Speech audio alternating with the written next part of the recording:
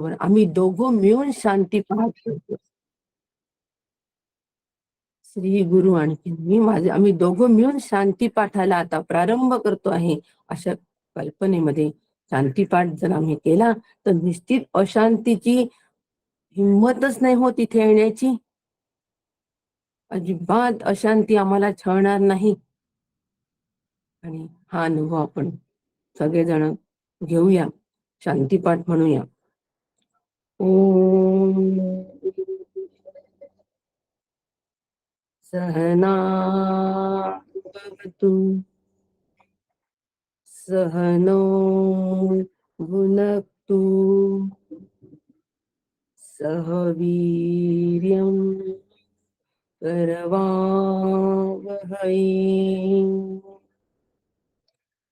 तेजस्विनावधीतमस्तु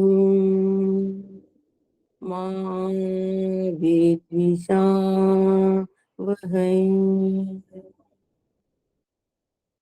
ओम शांति शांति शांति। हरि ओम। श्री गुरुभ्यो नमः। हरि ओम हरि।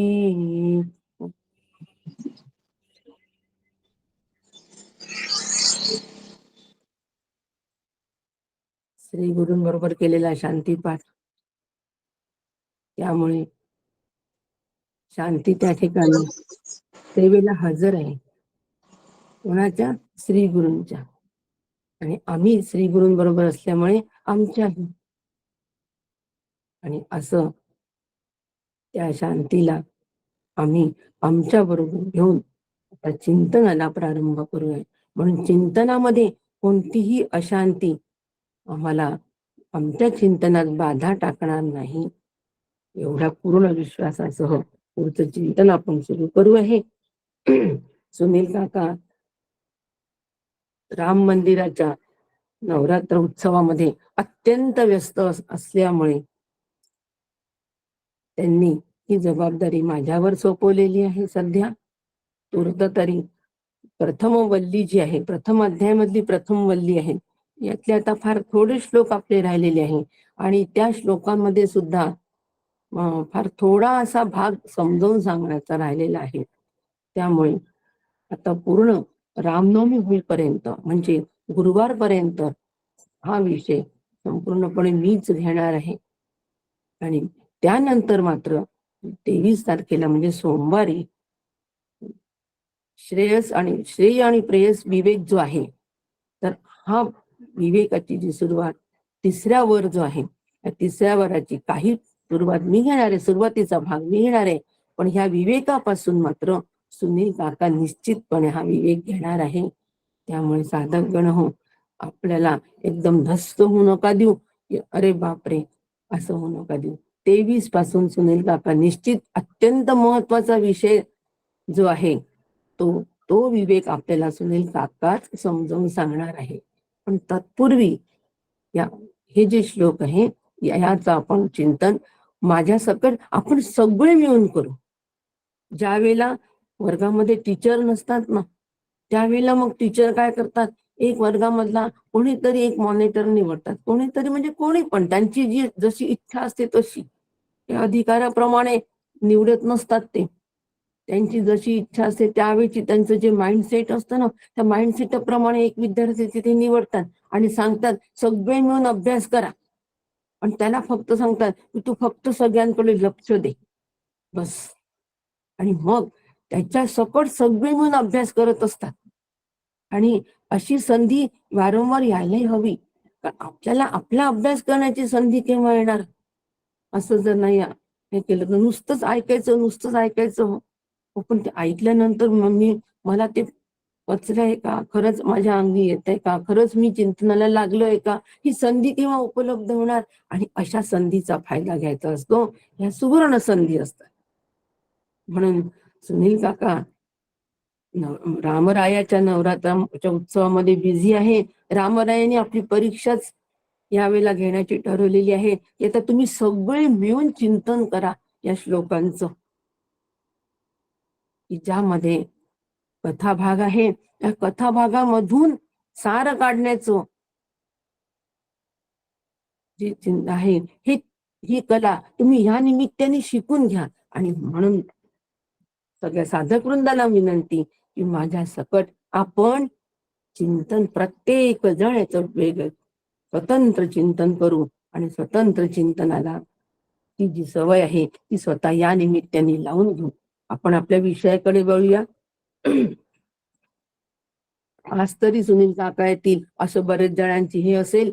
आणि त्यासाठी कोणाचाही विरस न होता सगळ्यांनी आनंदाने श्रवणाला बसावं आणि वक्तव्यावर स्थिर व्हावं.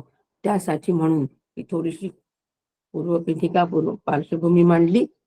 आता आपण आपल्या याच्यावर येऊन 17 श्लोकापर्यंत आपण बघितलेलं आहे. की 17वा जो श्लोक होतो आहे तर त्यामध्ये 17व्या श्लोकामध्ये सांगितले आहे, आचार्यांनी सांगितले आहे की ज्याचा 3 बरोबर संयोग होतो, 3 गोष्टींबरोबर ज्यांचा संयोग होतो ते जन्म मृत्यूच्या पलीकडे जातात. अग्नि उपासना सांगणं चालू आहे. यमदेवांनी नचिकेताला अग्नि उपासना सांगितलेली आहे.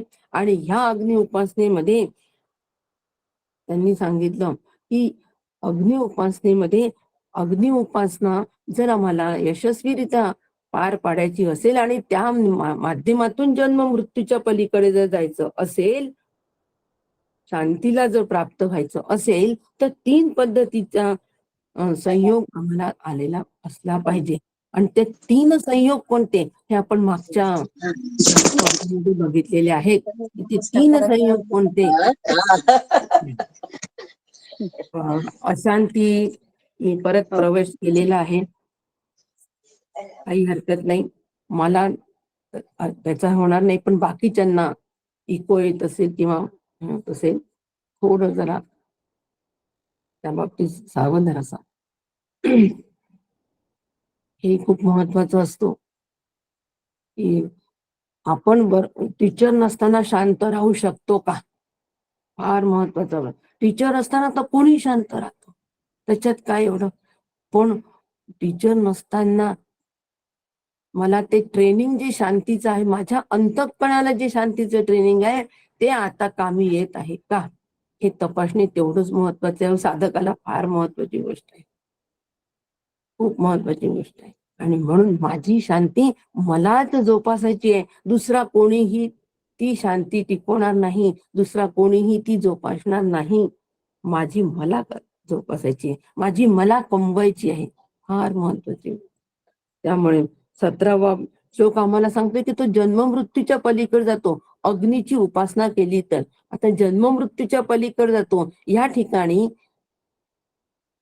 एवढंच म्हणायचंय श्रुतीला की तो स्वर्गाला प्राप्त होतो. बस. स्वर्गाचं वर्णन पाहिलं आपण की स्वर्गामध्ये गेल्यानंतर त्या ठिकाणी जन्म नाही, मृत्यू नाही, स्थूल शरीरच नसतं, सूक्ष्म शरीराचे भोग असल्यामुळे. आणि त्या सूक्ष्म शरीराच्या भोगामध्ये अत्यंत आनंद असल्यामुळे त्या ठिकाणी सर्वसामान्य माणूस स्वर्ग प्राप्तीची इच्छा करतो. आणि जो स्वर्ग प्राप्तीची इच्छा करतो तो अग्निदेवतेची उपासना करतो. पण तत्पूर्वी त्याला या 3 गोष्टींमधून जावं लागतं. कोणत्या 3 गोष्टी? मातृ पितृ आचार्य यांच्या संस्कारातून जावं लागतं. त्याच्यानंतर 3 श्रुती स्मृती आणि आचार्य यांच्या संस्कार, वेद स्मृती आणि वेद स्मृती शिष्टेवा म्हणजे वेद स्मृती आणि आचार्य यांच्या संस्कारातून त्याला जावं लागतं. तर त्याचप्रमाणे प्रत्यक्ष, अनुमान आणि आगम ह्या 3 प्रकारच्या संबंधामधून त्याला अभ्यास करावा लागतो. आता हे सविस्तर सांगत नाही, हे सगळं झालेलं आहे. आणि 3 कर्म, यज्ञ, अध्ययन आणि दान अशा 3 कर्मामधून सुद्धा त्याला जावं लागतं.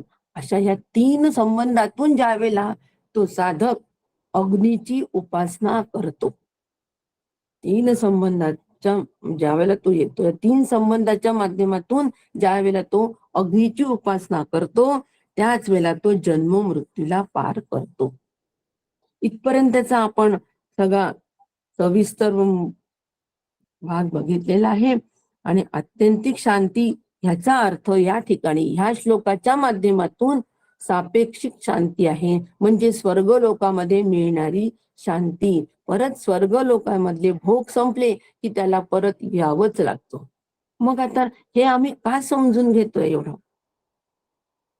हे तर काही एवढं महत्वाचं नाही, यात तर काहीच आत्मज्ञान नाही, मग नाही ऐकलं तरी चालतो, काय हरकत आहे, आपण एकदम श्रेयप्रिय विवेकच ऐकू, असा आपल्या मनामध्ये प्रश्न येतो की नाही? काय हरकत आहे, आज तर वर्गामध्ये नाहीच आहे, टीचर अब्सेंटच आहे, आपण नाही गेलो आज तर काय बिघडतोय पिरियडला, आपण आज जाऊच नाही, शाळेतच जाऊ नये, नाहीतरी आमचे टीचर आज गैरहजरच आहे.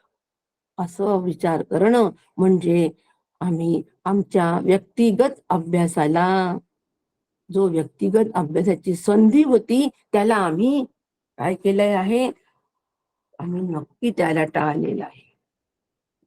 हे जसं आहे अगदी त्याप्रमाणे ह्या श्लोकांचा अभ्यास नाही केला तर काय होतं? बरोबर आहे, या श्लोकांचा अभ्यास आम्हाला करायचा नाहीये हे जरी खरं आहे, तरी ह्या श्लोकांच्या माध्यमातून आचार्यांना आम्हाला काय सांगायचंय, आचार्यांना आम्हाला काय सूचित करायचंय, आचार्यांना आम्हाला काय सावध करायचं आहे.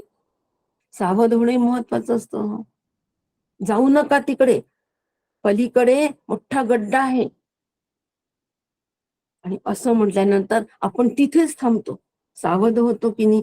समजा सावध नसतं केलं तर त्या गड्ड्यात जाऊन पडलो असतो, त्यात जेवढा वेळ गेला तो गेला, पुढचं मार्गक्रमण थांबलं, हातपाय फ्रॅक्चर झाले, गेला पुढचा वेळ सगळा त्या दुरुस्त करण्यातच गेला.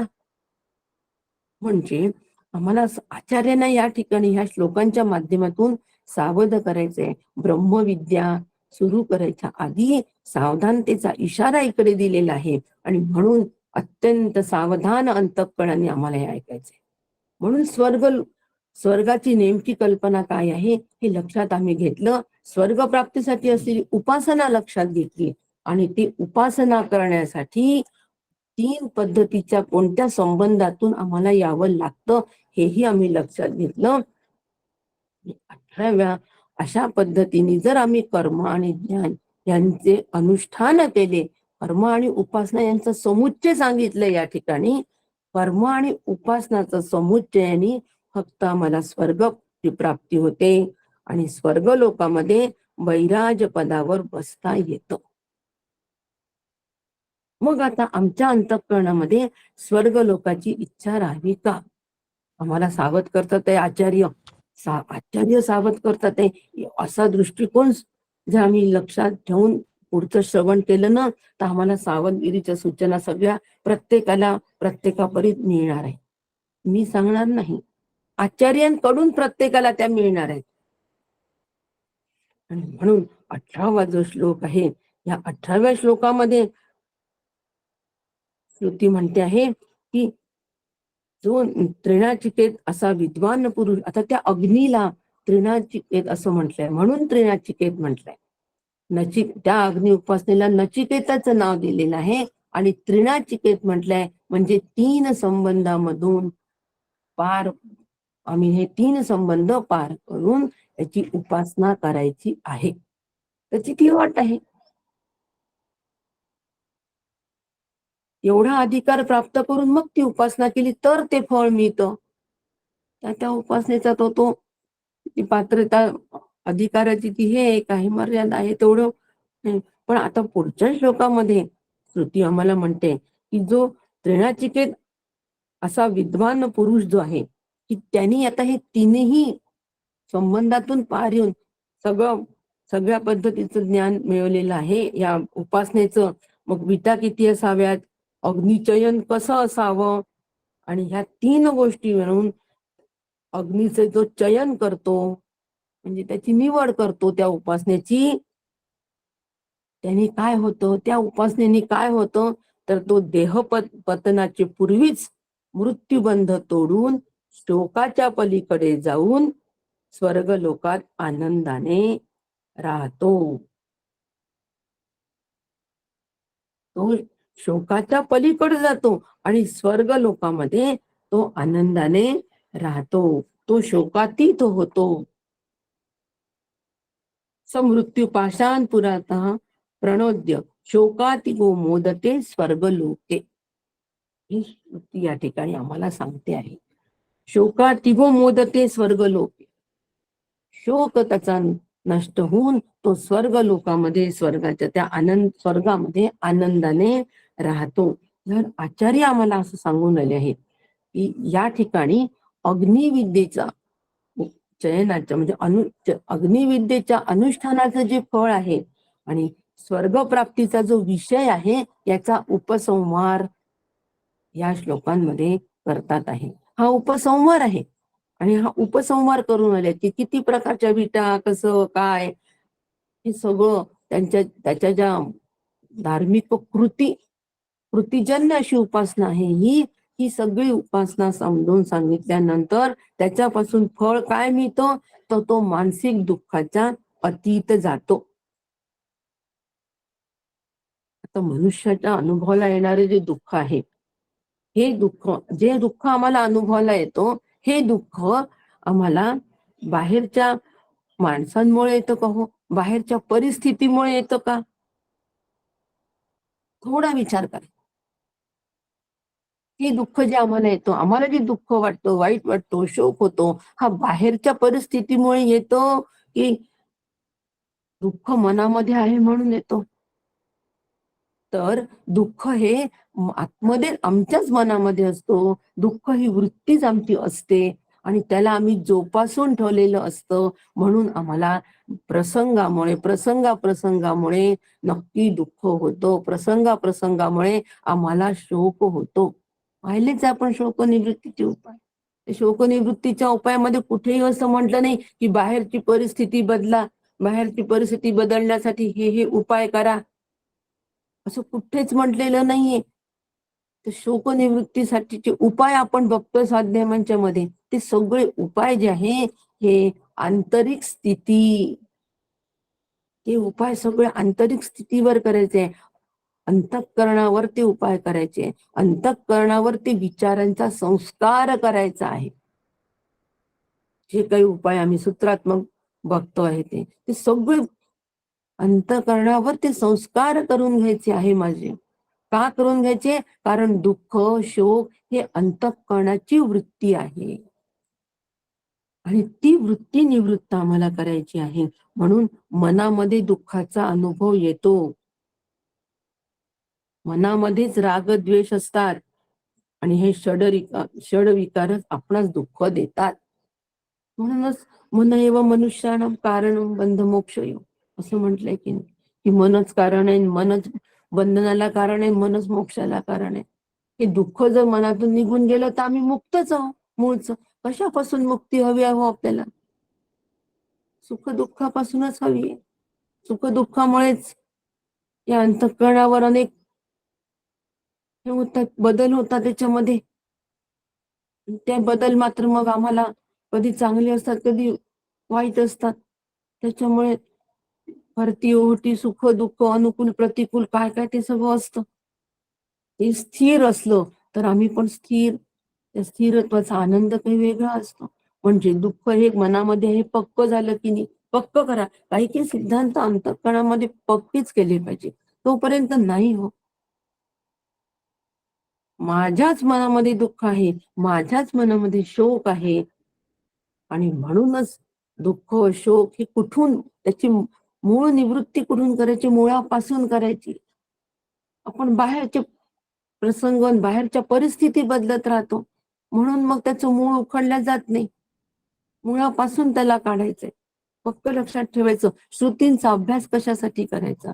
ब्रह्मविद्येसाठी तर करायचा आहेच, पण तत्पूर्वी श्रुतींनी मग ह्या सगळ्या आख्यायिका ज्या सांगितलेल्या आहेत, हे सगळ्या आख्यायिका, आमच्या आचारसंहिता सुद्धा आमची आम्हाला बदलायची आहे. निवडणूक आली कीच फक्त आचारसंहिता बदलते असं नाही हो. साधकासाठी आयुष्यभर ती आचारसंहिता आम्हाला पाळायची, साधकाची आचारसंहिता. आम्हाला एकच पद निवडून द्यायचंय, त्याच एकाच पदावर आम्हाला बसायचंय. आम्हाला सगळ्यांना एकाच पदावर बसायचं आहे आणि एका पदावर बसण्यासाठी आयुष्यभर ती आम्हाला आचारसंहिता पाळायची आहे. एका पदावर बसण्यासाठी या ठिकाणी अनेक पद आहेत. 400 सीटांसाठी 2च महिने फक्त आचारसंहिता आम्हाला पाळायची आहे. एका पदासाठी आयुष्यभर. कशाला महत्व आहे? कोणतं पद आहे होते? मनुष्य देहाची ज्ञाने सच्चिदानंद पदवी घेणे, ते हे पद आहे. सच्चिदानंद हे एक पद आहे आणि हे एक पद घेण्यासाठी आचारसंहिता, आणि म्हणून या आचारसंहिता ही आम्हाला पाळायची असेल तर आम्हाला अशा पद्धतीच्या श्लोकांचा अभ्यास आचार्यांच्या दृष्टिकोनातून करावा लागतो. आणि म्हणून आचार्य इथे सांगतात की या ठिकाणी रागद्वेष रूप दुःख जे आहे, हे दुःख मरण टाळून पलीकडे जात. कशामुळे? अग्नि उपासनेमुळे. परंतु या ठिकाणी जे मरण दिलेलं आहे, हे मरण देहाचं मरण नाही. पक्क लक्षात ठेवायचं. देहाचं मरण, देह पडणे म्हणजे या ठिकाणी मरण नाही. मग कशाला मरण म्हटलंय श्रुतीने इथे? तर शोक मोहादी व्यथा द्रव्यादी समजता स्वार्था मरण गा ह्याची अर्था म्हणती ज्ञानी.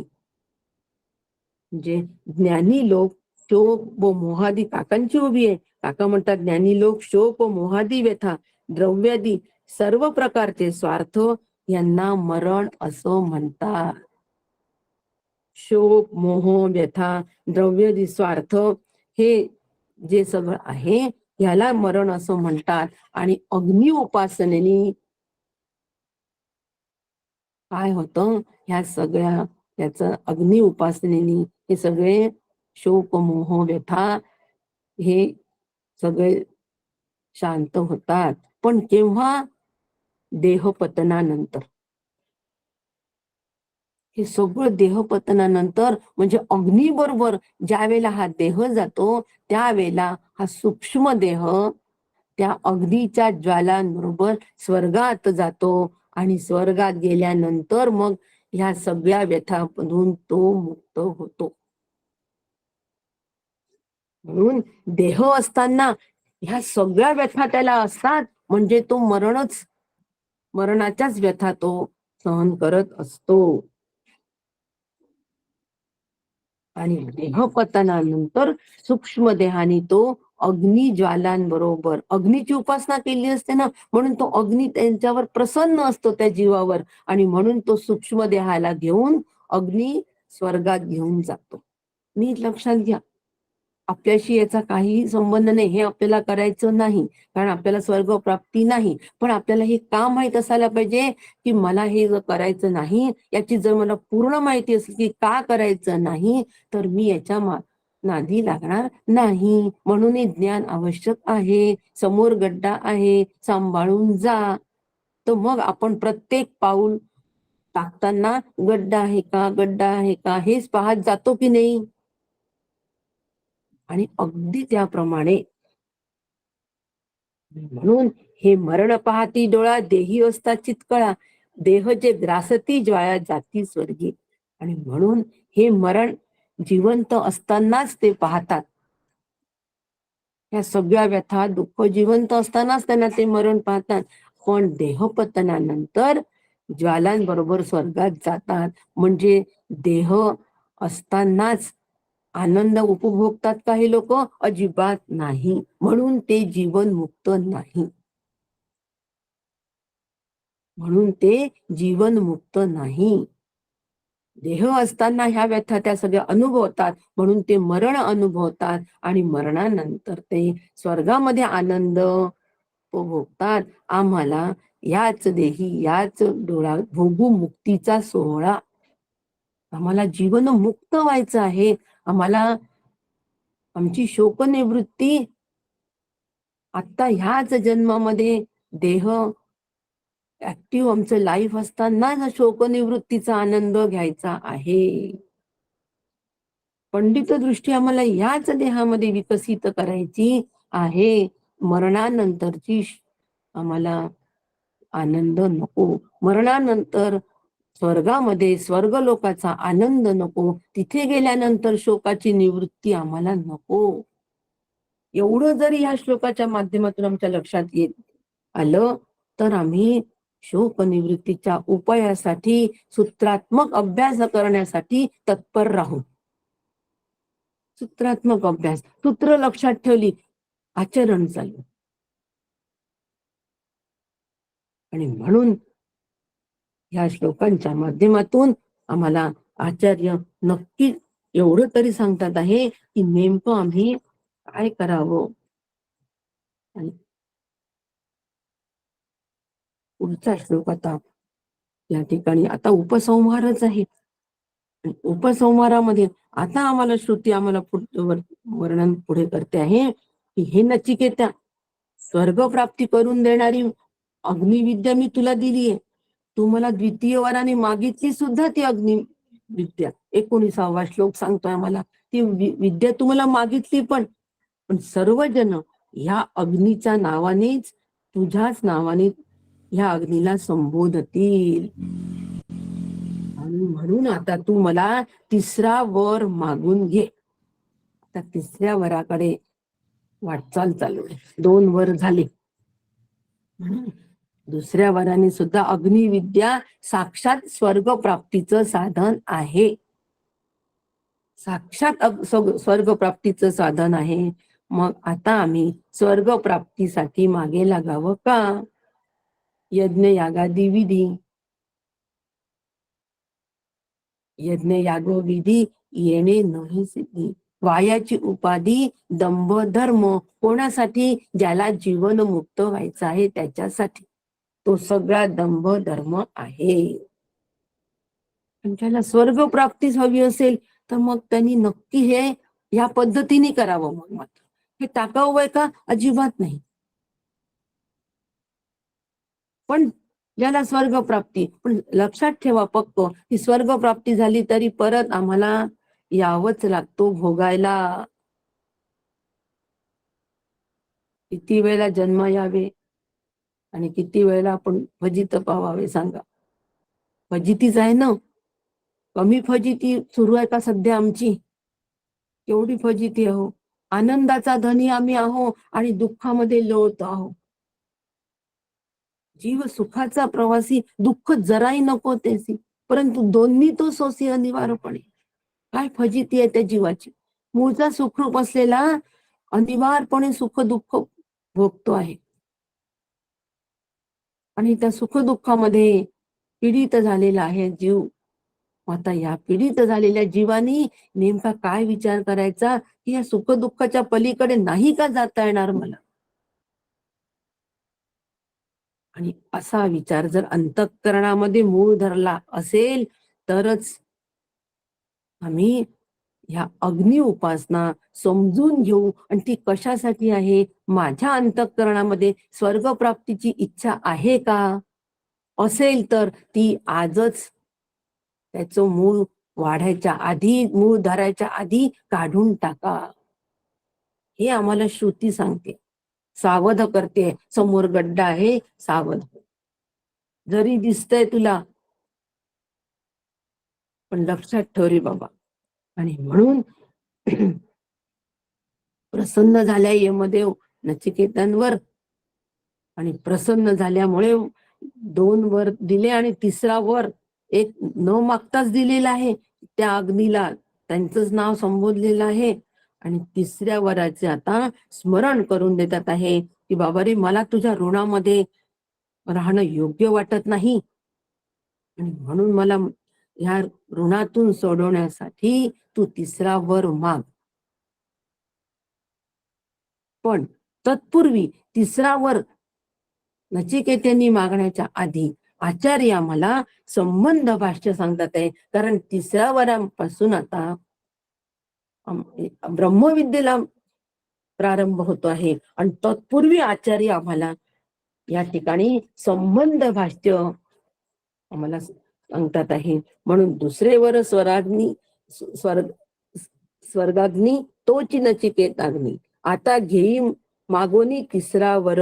आणि म्हणून उपसंहार करताना सांगितले की एथवरी जे वर्णिले तेथे कर्मची वाखाणली. आतापर्यंत जे जे सांगितलं आख्यायिका यामध्ये कर्माचीच स्तुती केलेली आहे. विधी निषेध बोलिले उपासनेसी. विधी आणि निषेध या ठिकाणी सांगितलेले आहे. म्हणजे अग्नीची उपासना करण्यासाठी सुद्धा विधी निषेधांचा आम्हाला पालन करावंच लागतो. आणि हे विधी निषेध या ठिकाणी आतापर्यंत सांगितले. काकांची ओवी आहे, काका सांगितलेले आहे. म्हणून विधी निषेध आणि उपासनेसह कर्माची प्रशस्ती किंवा कर्माची प्रतिष्ठा या ठिकाणी मांडलेली आहे. सांगणार आहे ते पण विधी निषेध सांगणार आहेत. म्हणून स्वर्ग हेची फळ ते नाशिवंत सकळ की अविद्येची मुळे जिवंत असे. स्वर्ग हेच फळ आहे पण ते फळ नाशिवंत आहे. ते नाशिवंत सकळ स्वर्ग फळ सुद्धा नाशिवंत आहे. म्हणून आम्ही नाशिवंतांच्या मागे लागता कामा नये. आम्ही अविनाशी असं जे तत्व आहे ब्रह्मतत्व त्या ब्रह्मरूप होण्याच्या मागे आम्ही लागावं. म्हणून मनुष्य देहाचे निज्ञाने सच्चिदानंद पदवी घेणे एवढा अधिकार नारायणे कृपावलोकने दिधला. नाथ महाराजांची ओवी. आज मुद्दाम तुकाराम महाराजांची ओवी नाही घेतली, नाथ महाराजांची. आणि म्हणून नाशिवंताच्या मागे न लागता आम्ही अविनाशी तत्वाच्या मागे लागावं. सच्चिदानंद पद घेण्यासाठी मागे लागावं. कारण या नाशिवंत उपासनेमध्ये नाशिवंत फळामध्ये अविद्येचं मूळ बाकीच आहे. अविद्या आहेच. आणि म्हणून इथून पुढे ती अनित्यता जाणिले विरक्ती आत्मज्ञानीची या युक्ती वर्णिला सांगता. म्हणून ही अविद्या नाहीशी करण्यासाठी इथून स्वर्गाची अनित्यता जाणून वैराग्य प्राप्त झालेल्या मुमुक्षूसाठी आत्मज्ञानाचं रहस्य सांगणं सुरू केलेलं आहे. तत्पूर्वी आचार्यांनी आमच्यासाठी संबंध भाष्य सांगितलेलं आहे.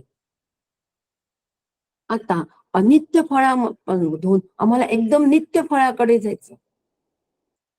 नाशिवंताकडून एकदम अविनाशी कडे जायचं, अविनाशी तत्वाकडे जायचं. तर ह्यामध्ये एक संबंध प्रस्थापित झाल्याशिवाय आम्ही एकदम उडी नाही ना हो मारू शकणार. या काठावरून त्या काठावर जायचं असेल तर या काठावरून एकदम उडी मारून तिथे जाऊ का? नाही. या काठावरून आम्हाला का पलीकडच्या काठावर जायचं आहे त्याचं कारण आधी आम्हाला लक्षात घ्यावं लागतं. या काठावर राहता कामा नये. का नाही राहायचं आता या काठावर? पलीकडच्या काठावर का जायचं याची आम्हाला आधी कारण मीमांसा जाणून घ्यावी लागते की नाही. या काठाचा संबंध पलीकडच्या काठाशी काय आहे हे आम्ही आधी पहिले समजून घेतो आणि मग पलीकडे जातो की नाही. बस याला संबंध भाष्य असं म्हणतात. म्हणून जे नाशिवंत फळ आहे ज्याचे अद्यापही अजून अविद्या त्यात शिल्लकच आहे, अविद्येचं मूळ शिल्लक आहे. तर हे मूळ आम्हाला मुळापासून ती अविद्या जाण्यासाठी आम्हाला कुठे जायचंय?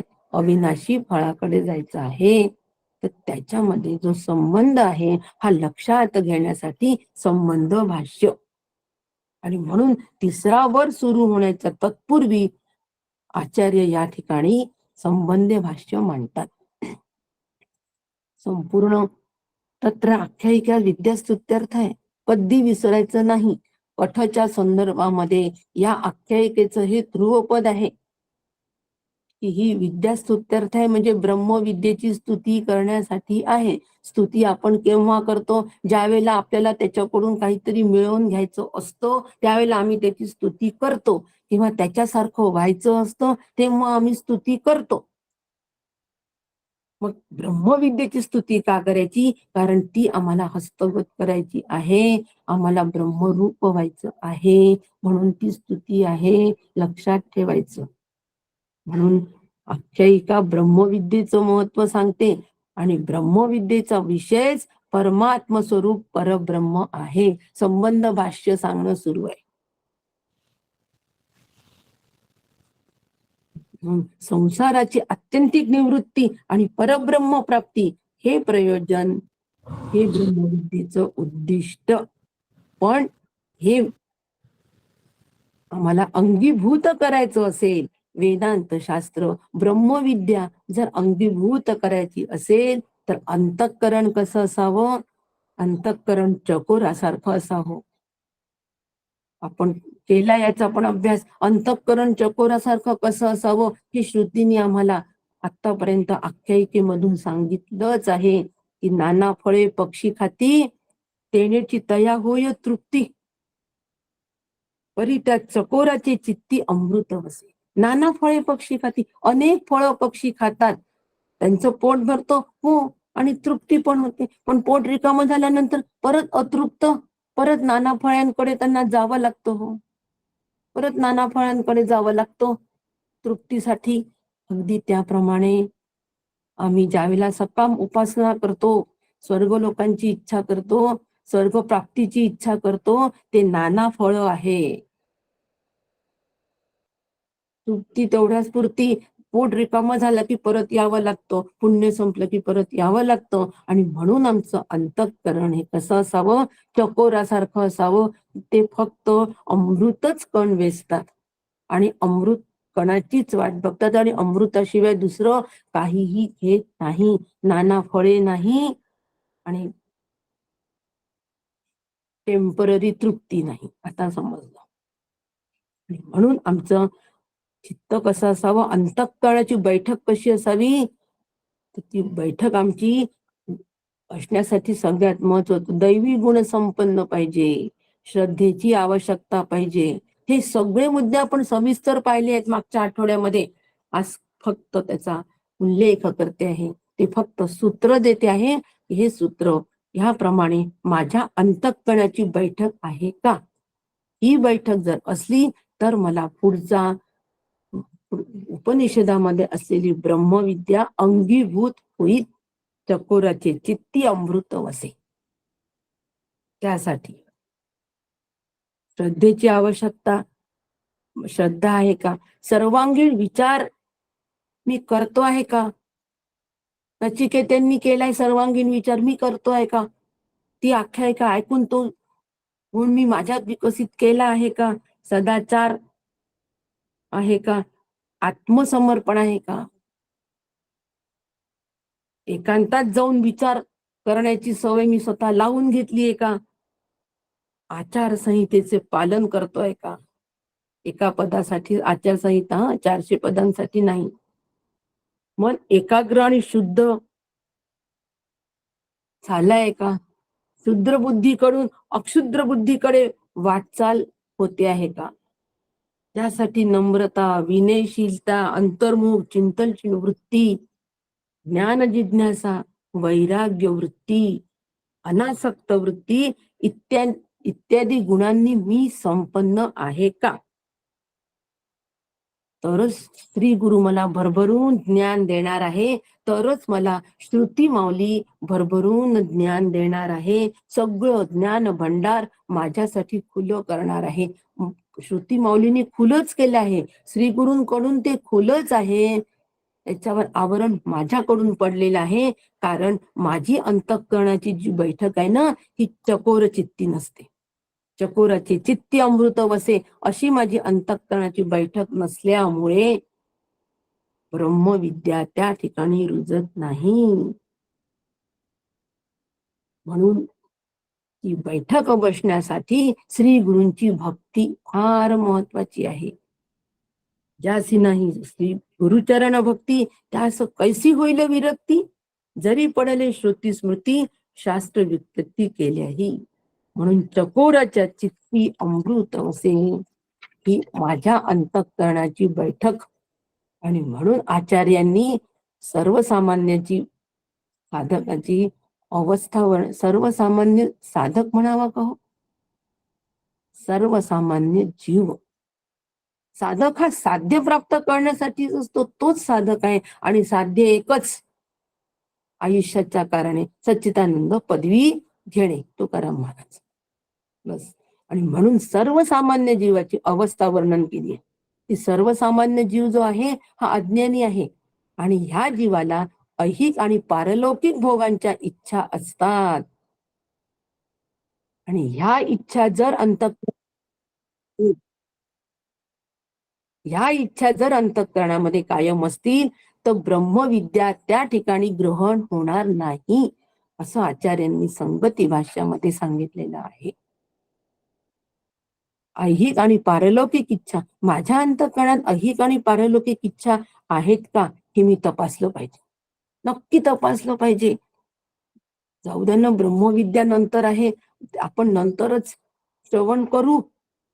पण तत्पूर्वी स्वतःचा विचार, आत्मपरीक्षण स्वतः करा की ऐहिक आणि पारलौकिक इच्छा आहेत का.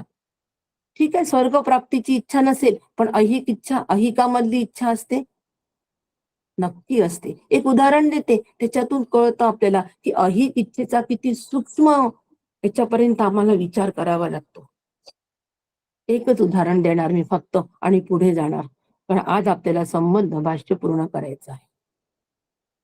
म्हणून पुण्यासाठी आम्ही कर्म करतो, त्यावेळेला आपल्याला पारलौकिक कामना असते, पण त्या कामनेनी आम्ही कर्म करतो, म्हणजे सकाम कर्म आम्ही करतो. पण प्रत्येक कर्म माझं निष्काम व्हायला पाहिजे, प्रत्येक कर्म निष्काम व्हायला पाहिजे. त्यासाठी मी सावध असायला पाहिजे. दान धर्म करा की तीर्थयात्रा करू, दर्शन करा, कोणतंही कर्म यापैकी जरी आम्ही केलं तरी ते निष्काम भावनेने करावं. राजसाची निष्काम सकाम कर्म, धनधान्यार्थ करती धर्म, वासना ते पशु पुत्र काम, स्वप्नी निष्काम नेणती. राजसाचं सकाम कर्म असतं हो, ते दान धर्म सगळं त्याच्यासाठी करतात, सकामतेसाठी.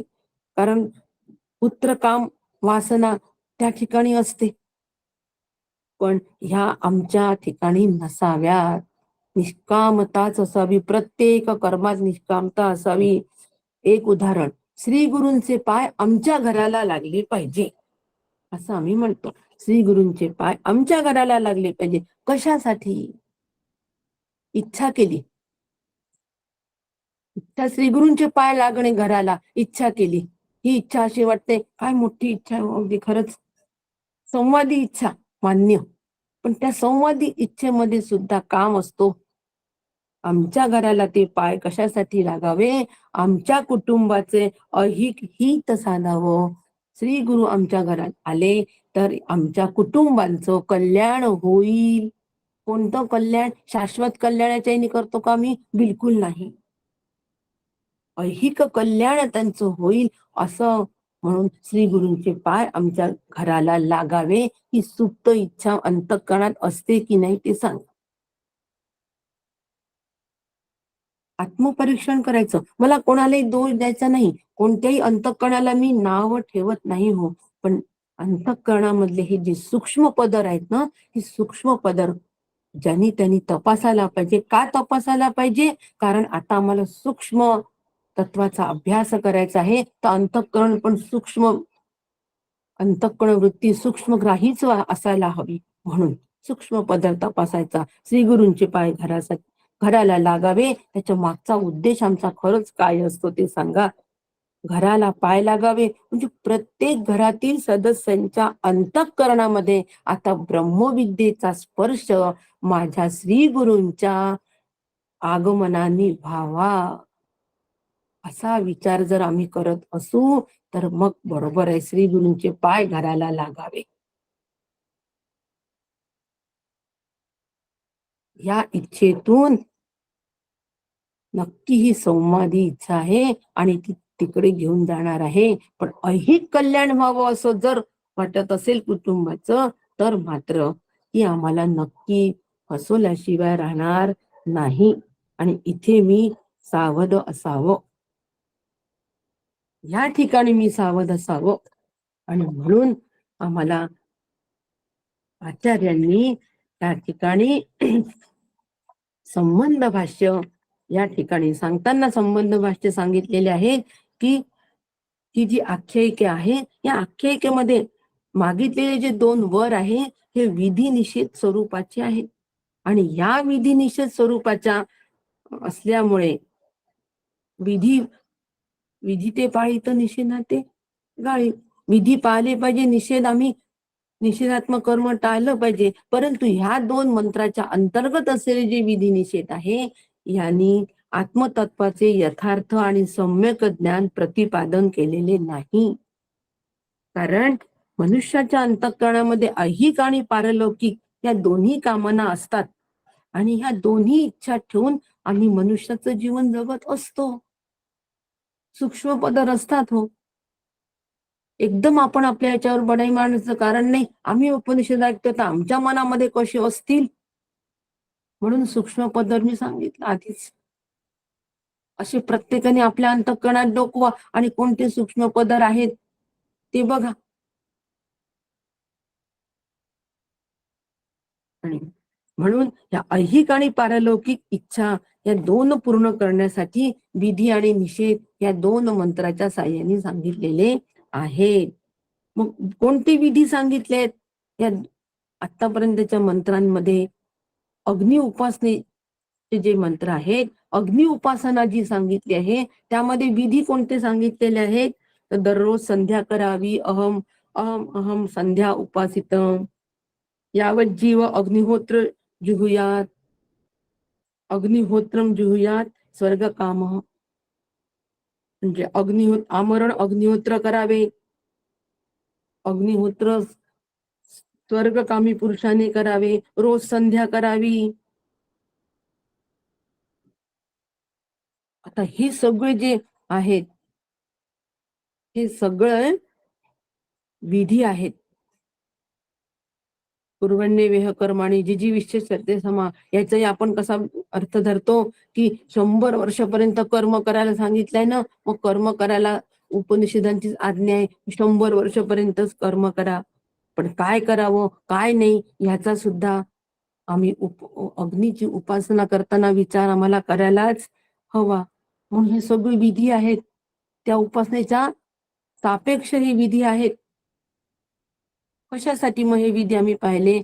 आम्ही आमच्या अंतःकरणामध्ये जर ऐहिक पारलौकिक इच्छा असतील तर आम्हाला हे विधी पाहणं आवश्यक आहे. नसतील तर आम्ही ते पाहण्याची गरज नाही. आत्मविद्याच एकदम आम्ही हे करावी, नक्की करावी. आणि निषेध पण सांगितलेला आहे. आचार्यांनी निषेध पण सांगितलेले आहेत की ह्या अग्नि उपासनेसाठी म्हणजे ह्या 2-3 मंत्र जे झाले त्यामध्ये निषेध सुद्धा आहेत की सुरा न पिबेत, कलज न भक्षयेत, हिंसा न कुर्यात. म्हणजे सुरापान, मांसाहार, हिंसाचार करू नका. हे विधी आहे, हे निषेध आहे, हे विधी आहे. आणि या निषिद्ध कर्माचा त्याग करा आणि विहित कर्मामध्ये प्रवृत्त व्हावं लागेल. विधी आणि निषेध आम्हाला प्रत्येक उपासनेच्या वेळेला पाळायचे असतातच. त्याशिवाय आम्ही पूर्णपणे आम्हाला त्या उपासनेचं फळ मिळत नाही. जनी निंदते सर्व सोडून द्यावे, जनी वंदते सर्व भावे करावे. मना सज्जना भक्ती पंथेची जावे. मना सज्जना भक्ती पंथाला जर तुला जायचं असेल तर जनी निंदते सर्व सोडून द्यावे. निषेधांचा त्यागच करावा लागतो. जनी वंदते विधींचं पालनच करावं लागतं, तरच आम्ही भक्ती पंथाला जाऊ. हे जसं सांगितलेलं आहे तसंच हे विधी निषेध सुद्धा या उपासनेच्या संदर्भामध्ये सांगितलेले आहे. आणि विहित कर्माचे अनुष्ठानही आम्ही करतो आणि निषिद्ध कर्म जर आम्ही करत असेल, विहित कर्माचं अनुष्ठानही करायचं, निषिद्धही कर्म करायचं. आजच्या दिवस काय होतं केलं होतं करून घेऊन असं म्हणून जर आम्ही निषेध कर्म जर करत असू तर मात्र प्रत्यवाय दोष निर्माण होतो हे आम्हाला सांगितलेलं आहे. आणि ह्या प्रत्यवाय दोषामध्ये आम्ही असता कामा नये. म्हणून स्वर्ग प्राप्तीसाठी केलेली जी उपासना आहे यामध्ये अधिकस्य अधिक फलम, ह्या न्यायाने अधिक फल प्राप्त होण्यासाठी उपासनेचा समुच्चय सांगितलेला आहे. आचार्य आम्हाला अलीकडच्या काठावरचं वर्णन करतात आहे की बाबा रे, अलीकडचा काठ हा असा आहे, अशा अशा पद्धतीचा अलीकडचा काठ आहे, म्हणून मला पलीकडच्या काठावर जायचं आहे. म्हणून हा संबंध मला प्रस्थापित करण्यासाठी आधी अलीकडच्या काठाचं सगळं वर्णन आम्हाला आचार्य संबंध भाष्यात थोडक्यात सांगतात आहे. म्हणून कर्म आणि उपासनेचा आत्मा हा विषय होऊ शकत नाही. जरा अलीकडे ये, मला पलीकडे ने पांडुरंगा. मध्ये भरली चंद्रभागा. ही चंद्रभागा जी मध्ये भरलेली आहे ना, ही आम्हाला फार त्रास देते. प्रपंचाची पुनरपि जननम पुनरपि मरणम, ही चंद्रभागा आम्हाला त्रास देते आहे. म्हणून अलीकडचा काठ हा असा आहे, त्यामध्ये आत्मा हा विषय होऊ शकत नाही. आता अलीकडच्या काठावर राहायचं का नाही? माझे जो वडील पलीकडच्या काठावर आहे, तो मुलगा पलीकडच्याच काठावर जाईल ना हो. जरा अलीकडे ये, मला पलीकडे नेरे पांडुरंगा. कोण आहे हो आपले वडील? श्री गुरु. कोण आहे वडील? पांडुरंग. ते पलीकडच्या काठावर आहे, तर मला अलीकडचा काठ हा सोडलाच पाहिजे. अहिक आणि पारलौकिक इच्छा यांचा त्याग मला केलाच पाहिजे. पण त्याग करताना त्या संदर्भात संपूर्णपणे पूर्णपणे आम्ही त्याच्या माहिती घेऊन अभ्यास करून मग आम्हाला तो काठ सोडला आणि तो सोडावा. आणि म्हणून आम्हाला आचार्य हे सांगून राहिले की सर्व विधी निषेध हे अविद्यमान अज्ञानी पुरुषाला आहे. कारण अज्ञानी पुरुष जो असतो ना, हा अज्ञानी पुरुष हा करता भोगता स्वतःला म्हणून घेतो आणि तो स्वतःच त्या कर्मफळाचा भोगता होतो, करताही होतो. परंतु हे सगळं काय आहे? करता भोगता क्रियाकारक फलभेद अध्यस्त आहे, असंच मला आचार्य सांगतात आहे. हे सगळं स्वरूपाच्या अज्ञानामुळे हे सगळे प्रत्यय आत्मस्वरूपावर आरोपित केलेले आहे. आणि म्हणून ही सगळी जी कर्म आहे ही अज्ञानी पुरुषाला सांगितलेली आहे, परंतु ज्याला ज्ञानरूपता प्राप्त करायची आहे त्यांनी मात्र ह्या सगळ्यांचा त्यागच केला पाहिजे. ह्या वृत्ती अंतःकरणामध्ये शिल्लक राहता कामा नये. म्हणून अलीकडच्या काठावर राहता कामा नये, पलीकडे आम्हाला जावं लागेल.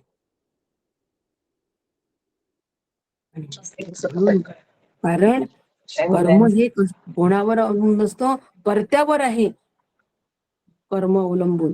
तर पुरुषावर अवलंबून असतं कर्म करावं की करू नये, हे स्वातंत्र्य कर्त्याला आहे. मग ते स्वातंत्र्य आम्ही घ्यावं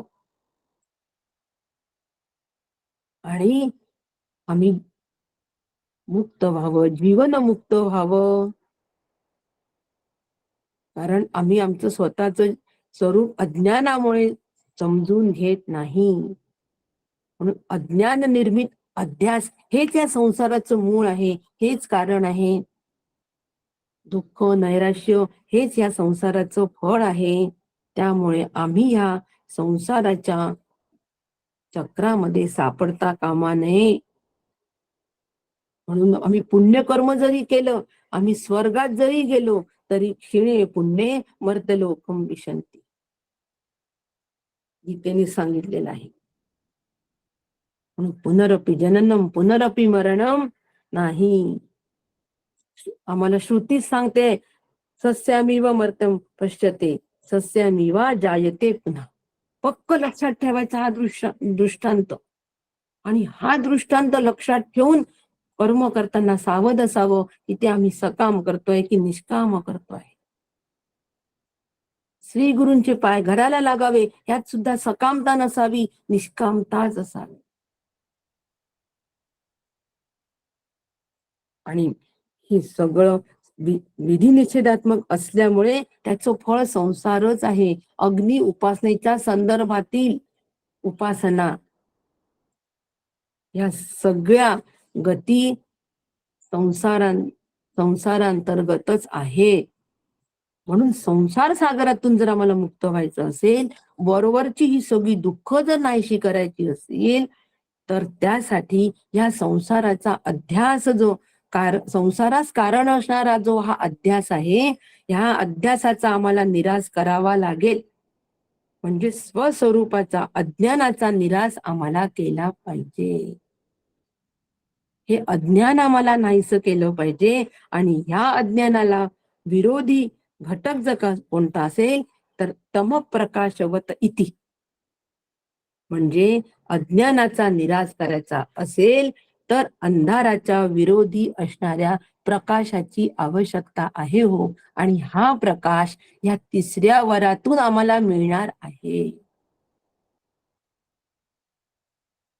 श्रेयस प्रेयस विवेकामध्ये हा विचार आहे जो आम्ही